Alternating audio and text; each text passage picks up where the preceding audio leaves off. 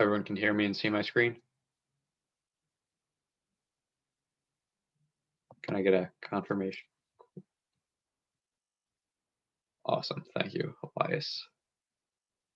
So today will be another pretty short one. As you can see, it's only a single page. It's not particularly long. Homework set or worksheet.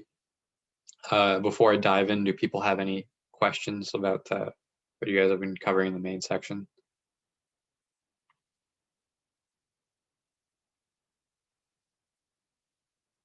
Cool.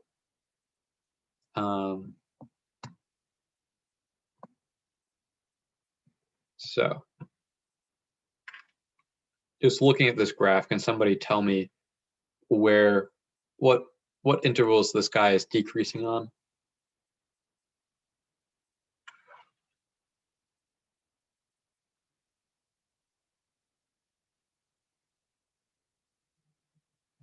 It's pretty clearly trying to say that it's going off from negative infinity, it's decreasing, right? From negative infinity, and then it switches to no longer being decreasing right around -1. So to -1. That's not our only interval, right? Because it also starts decreasing at 1, then goes off to positive infinity. So that guy right there. And then it's increasing on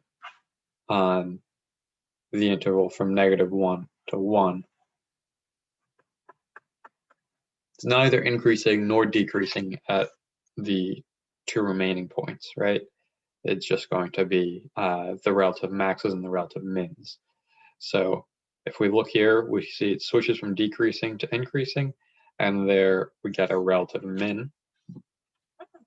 So we get a relative min at -1, -1, -2, and a relative max where it switches from increasing to decreasing at 1, 2. So that's kind of the opposite of the intuition, but if you look at the a picture, you'll see, hey, if it switches from increasing to decreasing, it's going to be the max, and then the opposite for the min. Does that make sense to everybody?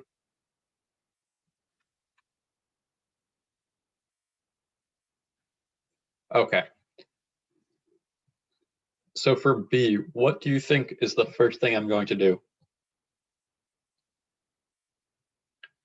Trying to identify where it's increasing, decreasing, and any points of relative extrema.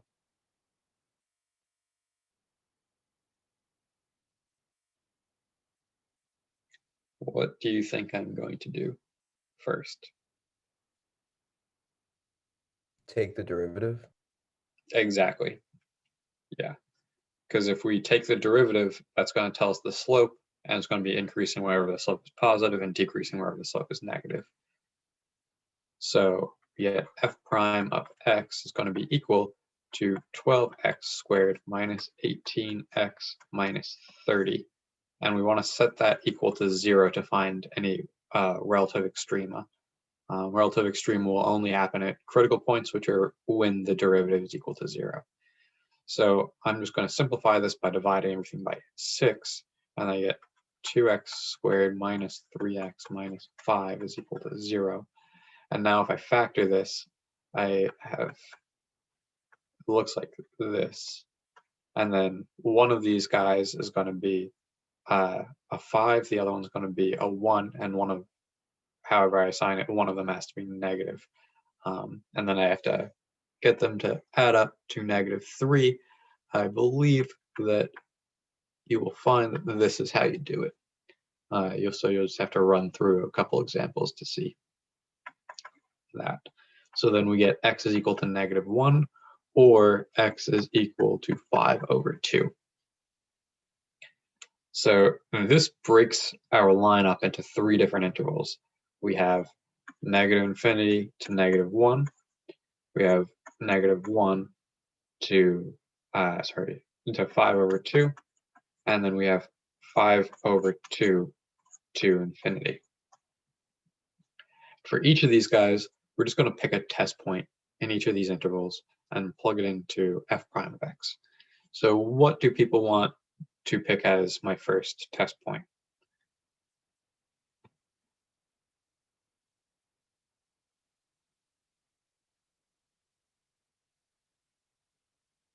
Literally just asking you to pick a number in this interval. -2. Cool. Nice. So -2, we get 12 times -2 squared minus 18 times -2 minus 30. So that becomes 48. This becomes plus 36. This becomes minus 30. So this interval is positive.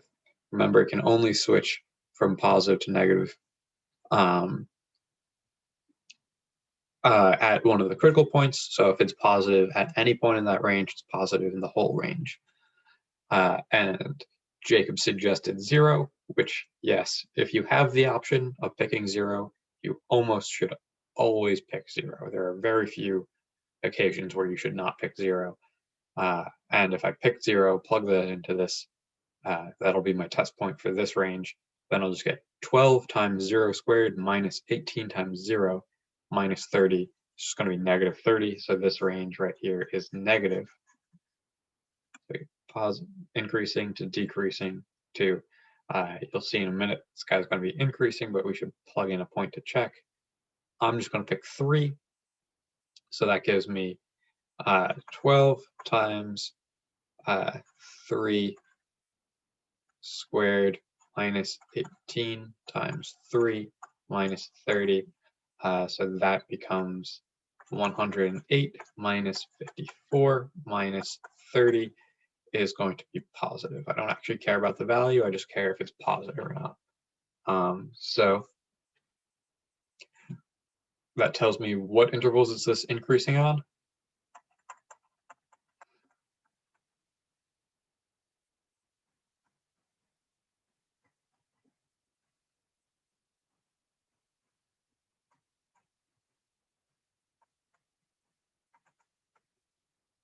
So it's increasing on this interval, union this interval, right? So we get -infinity to -1, union 5/2 to infinity. It's going to be decreasing on this interval. So that's going to be -1 to 5/2. And then when it switches from increasing to decreasing, what does that give us? Relative max or relative min? Relative max. Exactly. So if you draw the picture, it looks something like this. So we get that at -1, f of -1. You can plug that in for yourselves. And then the opposite we get when we switch from decreasing to increasing. We get the relative min. So that's at 5/2, f of 5/2. Cool. Does this make sense? Just kind of a lot thrown together at once, but I think each step should be good.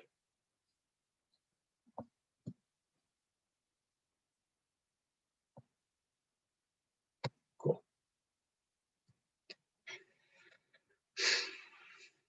So this guy, we're gonna do what we did at the start of the next one or the previous one in a second, but here we actually have an additional thing to worry about. The previous one was a polynomial. Polynomials are defined everywhere. This guy is not quite as nice. He's not going to be defined at x is equal to -1. So x cannot be equal to -1. Other than that, we have no restrictions. So now I'm going to do the quotient rule on this guy. And that's going to give me, so bottom times the derivative of the top. Derivative of the top is just 1 minus top times the derivative of the bottom, which is just 1, all over bottom squared. So this guy gives me -1 over x plus 1 squared. So where is this guy going to be equal to 0? this whole thing. It's never going to be equal to 0, right? Because the top is never going to be equal to 0, and the bottom, when the bottom's equal to 0, it's undefined, but the bottom's never going to be infinity to make this guy, the whole thing 0. So that tells me that this is not going to ever going to be equal to 0. Instead, it's always going to be negative. So it's going to be decreasing at every point where it's defined, which is almost the whole interval, but not quite, because we're not defined at -1. So it's decreasing from negative infinity to -1, union -1 to infinity. Increasing nowhere, no relative extrema. Does that make sense? And if you were to draw this out, you would get something that looks like this, where it's always decreasing, but over here it's decreasing very slightly, and over here it's decreasing very slightly as it approaches 1. Does that make sense?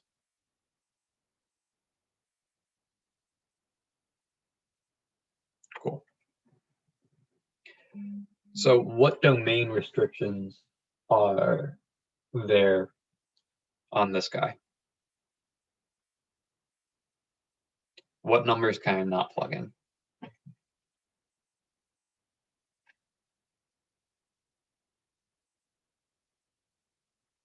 What part of this function is the source of the domain restriction? Roman, what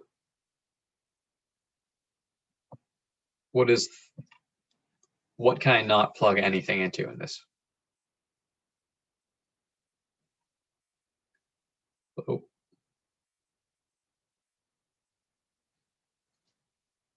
What about Isabella? Do you have anything?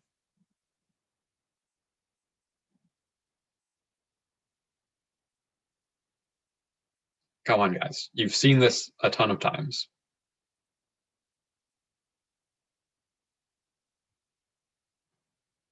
What can I not plug into the natural logarithm? What can I not plug into ln?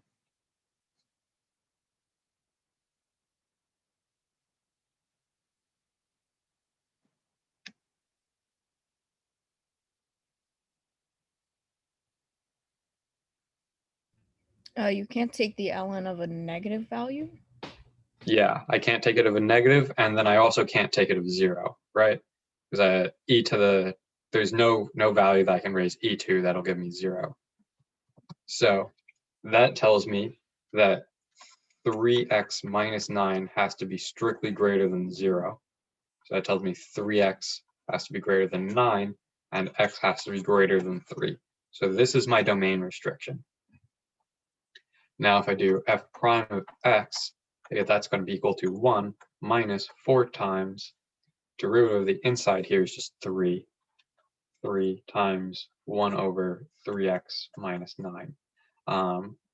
So I'm just going to rewrite that as 1 minus 4 over x minus 3. So now I want to find the critical points. So I set this guy equal to 0. I get 1 is equal 1/4. It's going to be equal to 1 over x minus 3. And then I'm just going to flip both of them. So I get 4 is equal to x minus 3. And that tells me x is equal to 7. So x equals 7 is my critical point. And I just have to pick a value in each of the intervals surrounding it. But the first interval is not negative infinity to 7, as we normally have, because it's not defined for x less than 3.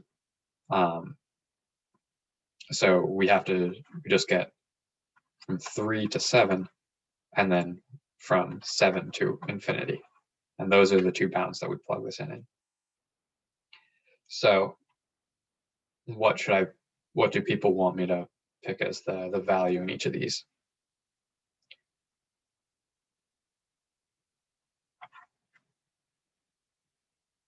Well, just as a hint, the easiest thing I can plug into this guy is just going to be 4. Because if I do that, I get 1 minus 4 divided by 4 minus 3. So this is just 1.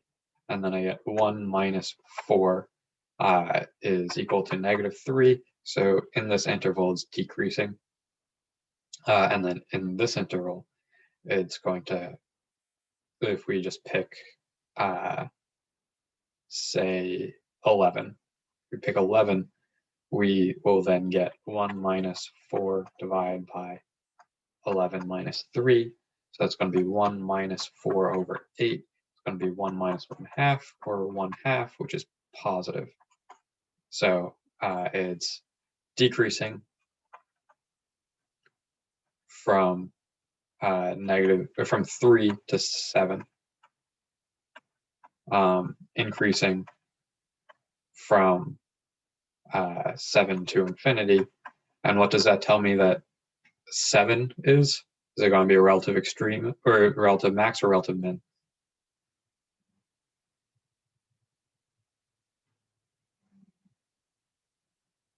So switching from decreasing to increasing looks like this, and that's a relative min, right? So relative min at 7, f of 7.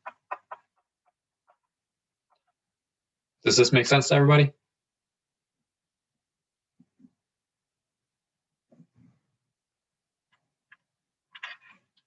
Cool. Now this guy right here, if we plug in, or sorry, if we do the derivative of this guy, first off, there's no domain restrictions, so we're just worried about what happens when we do the derivative. So we get f prime of x is going to be equal to the first times the derivative of the second, so that's e to the -3x times -3, plus the second, so e to the -3x, times the derivative of the first, which is just 1. So now I can just pull e to the -3x out of that, and I get 1 minus 3x. So this guy right here has my derivative. This guy's never going to be equal to 0. So this is the only thing that I have to worry about. And I get that that's equal to 0 when x is equal to 1/3, right? Cool.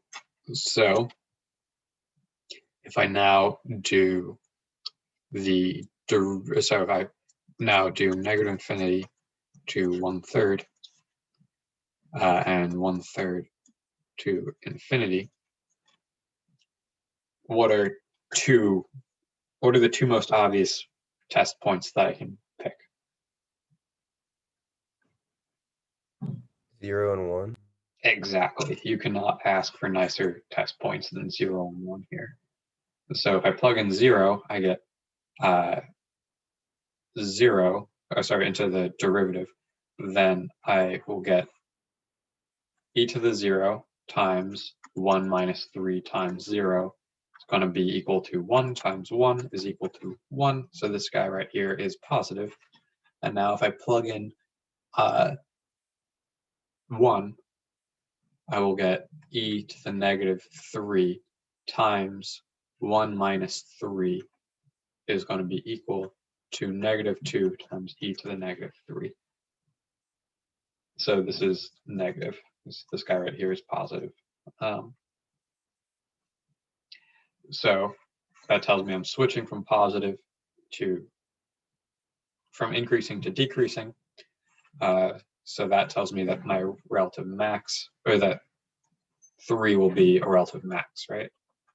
So there's a relative max at 1/3 f of 1/3, and then it's increasing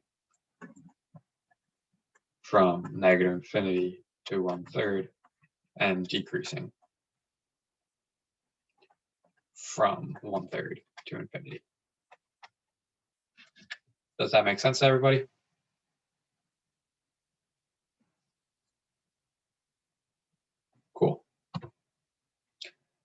So this guy, so a country realty group estimates that the number of housing starts per year over the next several years will be H of R is equal to 300 over 1 plus 0.03 R squared, where R is the mortgage rate in percentage. So the first thing it's asking is, what is the domain of H? So mathematically, the domain of H, the only thing that's going to be a restriction here is we can't divide by 0. But that's not a problem because this guy is always positive, no matter what I plug in for R. So I have to now just ask myself, okay, but what is this actually asking about? This can only model. This is kind of like those problems where you have to where you produce X number of goods and you can't produce a negative number of goods. The bank is never going to give you a negative interest rate unless you are a massive country within the course of the last couple of years for some reason. So realistically, we just have to restrict our domain for non-mathematical reasons, but for the purpose of what we are modeling, to the domain is going to be 0 to infinity. Does that make sense to people? Okay, cool. So now I'm just going to do so where is H of R going to be increasing? Where is it going to be decreasing? We'll do the actual mathematical, like the derivative, and see that it's always going to be decreasing. But that should be really intuitive, because ask yourself, am I more likely or less likely to buy a house as the interest rate goes up? Am I more likely to buy something when it costs me more, or am I more likely to do it when it'll cost me less? Obviously, I'm going to be more likely to do it when the interest rates are lower and it'll cost me less. So that means that I should expect it to be decreasing, but we'll see that we actually get that when we plug it in a minute. So we get 300 times the derivative of the inside right here is going to be 0.06R. And then we get -1 times 1 plus 0.03R squared to the -2. So this guy right here is going to be my only negative term. So this is going to be, everything else is going to be positive always. So that tells me that this thing right here is going to be negative always in our domain. If we were allowed to have negative numbers, then this guy could be negative, but we're not. So this is always negative. So it's decreasing from 0 to infinity and increasing nowhere. Does that make sense to people?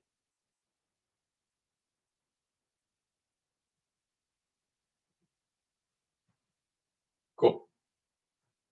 That is everything. Unless you guys have any other questions.